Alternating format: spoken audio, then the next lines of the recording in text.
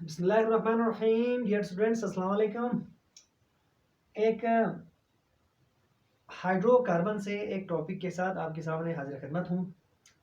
Last lecture में मैंने आपको समझाया था कि आप अल्केन किस तरह से बनाएंगे। ठीक है, अल्केन क्या है? अल्केन बेसिकली टाइप है एक हाइड्रोकार्बन की। हाइड्रोकार्बन क्या है? Compound which contain carbon and hydrogen only is known as hydrocarbon. Hydrocarbon तीन तरह से है, नंबर 1 अल्केन, नंबर 2 अल्कीन और नंबर 3 अल्काइन। आज हम देखेंगे कि ये जो अल्केन है उसकी कुछ प्रॉपर्टीज देखेंगे। प्रॉपर्टीज हम कहते हैं कि जिसको हम उर्दू में खुसूसियात। ठीक है, अब ये जो प्रॉपर्टीज किसी भी फंक्शनल ग्रुप का अगर हम देखना चाहेंगे तो प्रॉपर्टीज दो तरह से है। एक होता है फिजिकल प्रॉपर्टीज और दूसरा होगा केमिकल प्रॉपर्टीज। ठीक है, फिजिकल प्रॉपर्टीज का ताल्लुक जो है वो फिजिकल अपीयरेंस से है। जैसे अल्केन की फिजिकल प्रॉपर्टीज कुछ मैं आपको बता दूं तो अल्केन है कि वाटर इनसॉल्युबल, वो पानी में जो है वो इनसॉल्युबल है। ठीक है, ये कलरलेस है जनाब, कलरलेस। इनकी मेल्टिंग और बॉइलिंग पॉइंट जो है कि वो लो है, लो मेल्टिंग और बॉइलिंग पॉइंट। ठीक है, और ये ऑर्गेनिक सॉल्वेंट में ये डिजॉल्व होगा। तो ये तमाम के तमाम चीजें बेसिकली कहा जाता है कि फिजिकल प्रॉपर्टीज। ठीक है, और फिर इसके बाद हम आएंगे केमिकल प्रॉपर्टीज की तरफ। लेकिन केमिकल प्रॉपर्टीज पे आने से पहले हम देखेंगे कि ये जो अल्केन आपके सामने मौजूद है, इस अल्केन को हम जो है वो पैराफिन कहा जाता है। पहली बात तो ये है कि अल्केन क्या है, ये तो लास्ट वीडियो में मैंने बताने की कोशिश की। अल्केन का मतलब ये है ऐसे तमाम के तमाम हाइड्रोकार्बन जिसमें carbon to carbon single bond हो। ठीक है, कार्बन टू कार्बन क्या हो? सिंगल बॉन्ड हो। तो ऐसे कंपाउंड को, ऐसे ऑर्गेनिक कंपाउंड को हम कहेंगे अल्केन। और अल्केन का एक और नाम भी है जिसको हम कहेंगे सैचुरेटेड हाइड्रोकार्बन। अल्केन का एक तो है नाम पैराफिन है और दूसरा नाम है सैचुरेटेड, सैचुरेटेड हाइड्रोकार्बन भी कहा जाता है। तो अल्केन और सैचुरेटेड, क्योंकि सारे सिंगल बॉन्ड है इसलिए सैचुरेटेड कहते हैं। और दूसरा पैराफिन। पैराफिन अल्केन को क्यों कहा जाता है? पैराफिन अल्केन को इसलिए कहा जाता है, आमतौर पर अगर हम एक अल्केन की बात कर लें बिलफरस, ये एक अल्केन है, ये इसको हम कहेंगे इथेन। ठीक है, इसको क्या कहेंगे हम? इथेन है। अगर हम इथेन की बात कर लें या प्रोपेन की बात कर लें या किसी भी अल्केन के एक मेंबर की बात कर लें तो उनमें सारे के सारे सिंगल बॉन्ड है। और सिंगल बॉन्ड होता है कि सब सिग्मा बॉन्ड। ठीक है, जहां पे डबल बॉन्ड हो तो उसमें एक सिग्मा होगा, एक पाई होगा। जहां पे ट्रिपल बॉन्ड होगा उसमें एक सिग्मा होगा, दो पाई होगा। तो यहाँ पर सारे के सारे सिग्मा बॉन्ड है और सिग्मा बॉन्ड बहुत ज्यादा स्ट्रॉन्ग है as compare to the pi bond. That is why ये जो अल्केन है इसको हम कहते हैं कि पैराफिन। क्यों? जब ये जो सिंगल बॉन्ड स्ट्रॉन्ग है तो फिर ये आसानी से ब्रेक नहीं होगा। जब ये आसानी से ब्रेक नहीं होगा तो ये दूसरे रिएजेंट के साथ रिएक्शन आसानी से नहीं करेगा। जब दूसरे रिएजेंट के साथ आसानी से रिएक्शन न कर ले तो इसलिए इसको हम कहेंगे पैराफिन। पैराफिन का मीनिंग ये है less affinity towards the oxidisation. Oxidisation का मतलब एसिड्स है, बेस है और फिर पानी वाला, इनके साथ ये आसानी से रिएक्शन नहीं करता।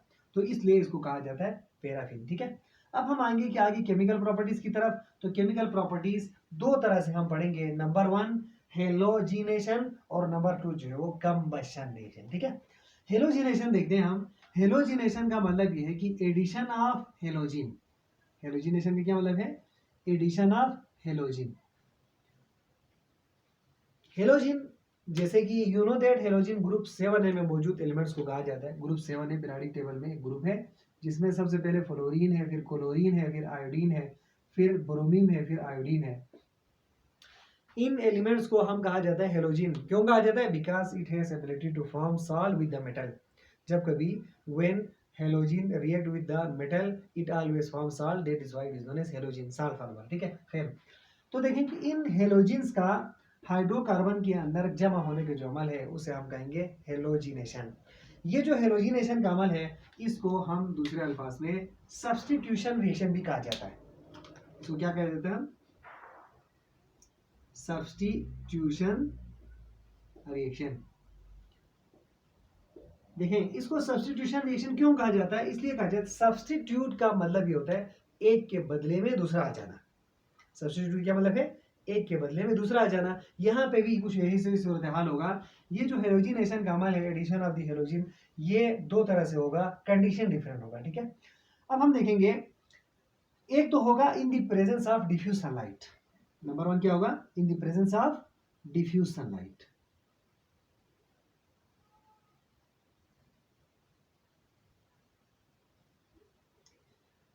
जब कभी हेलोजन का रिएक्शन अगर आप डिफ्यूज सनलाइट की मौजूदगी में कर लें, ये CH4 है, अगर आप इसका रिएक्शन कर लें क्लोरीन के साथ, हेलोजन के साथ, लेकिन अगर सूरज की रोशनी डिफ्यूज हो, in the presence of diffuse sunlight हो, तो फिर इससे आपको 4 प्रोडक्ट मिलेगा। कितने प्रोडक्ट मिलेगा? 4।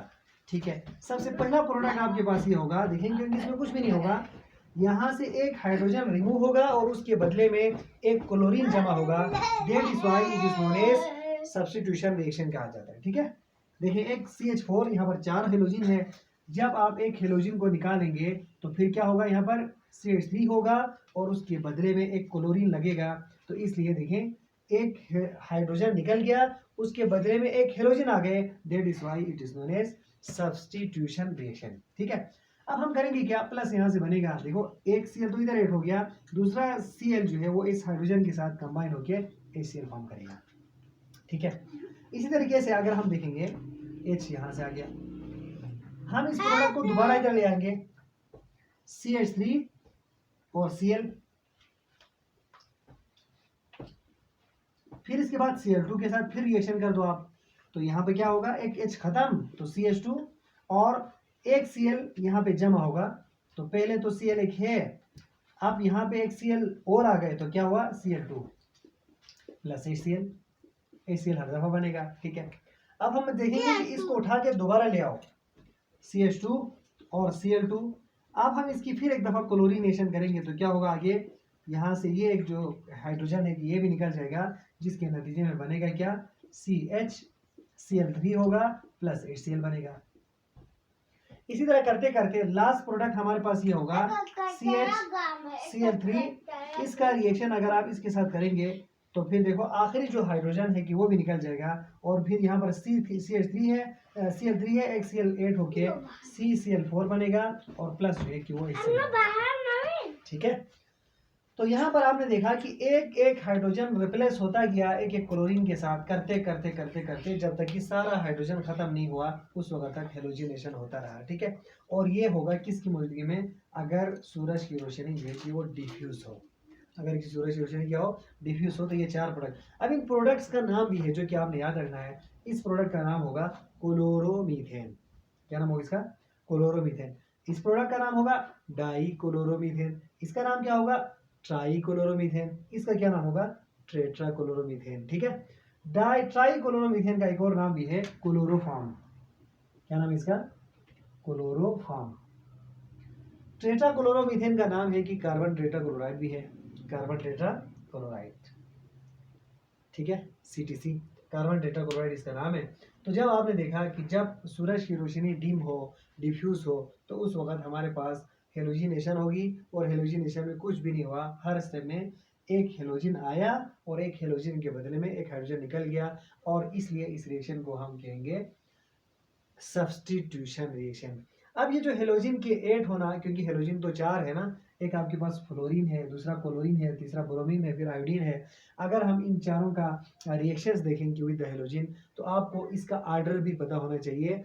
फ्लोरीन जो है कि वो बहुत तेज़ी के साथ रिएक्शन करेगा, तो सबसे आर्डर पीरियोडिक आर्डर में सबसे फास्ट फ्लोरीन के साथ, फिर क्लोरीन के साथ, फिर ब्रोमीन के साथ, फिर आखिर में आयोडीन के साथ रिएक्शन करेगा। इसलिए फ्लोरीन के साथ हम रिएक्शन करते नहीं है बाज़ औक़ात। वो इसलिए नहीं करते क्योंकि फ्लोरीन की रिएक्टिविटी यानी इलेक्ट्रोनेगेटिविटी बहुत ज़्यादा होने की वजह से इसकी जो रिएक्शन है कि वो मीथेन के साथ या अल्केन के साथ बहुत ज़्यादा एक्सप्लोसिव होगा। ठीक है, आयोडीन की रिएक्शन भी हम बाज़ औक़ात नहीं करते, इसलिए क्योंकि आयोडीन की रिएक्शन जो है वो बहुत स्लो होती है। इसलिए हमें जो मॉडरेट रिएक्शन देगा वो क्लोरीन और ब्रोमीन देगा। दैट इज़ व्हाई हम कहेंगे हमेशा ब्रोमिनेशन करेंगे हम और क्लोरीनेशन करेंगे। ठीक है, तो लिहाजा हेलोजिनेशन का हमारे पास एक पार्ट है, that part is known as, इसको हम कहेंगे क्लोरीनेशन। क्या कहेंगे इसको हम? क्लोरीनेशन। ठीक है, हेलोजिनेशन जनरली है जब आपने क्लोरीन की एडिशन कर दी तो क्लोरीनेशन, ब्रोमीन की एडिशन कर देंगे तो ब्रोमिनेशन, क्लोरीनेशन और आयोडीनेशन। उम्मीद है कि आपको ये जो वीडियो है समझ में आ गया होगा ये लेक्चर। इस लेक्चर से रिलेटेड कोई अगर आपका सवाल हो तो ज़रूर आप कमेंट कर लीजिए। अगर आपको समझ में आया है तो वीडियो को लाइक कर लीजिए और फिर शेयर कर दीजिए और सब्सक्राइब ज़रूर कर लीजिए। फिलहाल के लिए इतना ही। नेक्स्ट लेक्चर के साथ दोबारा मुलाकात होगी। अल्लाह हाफिज़।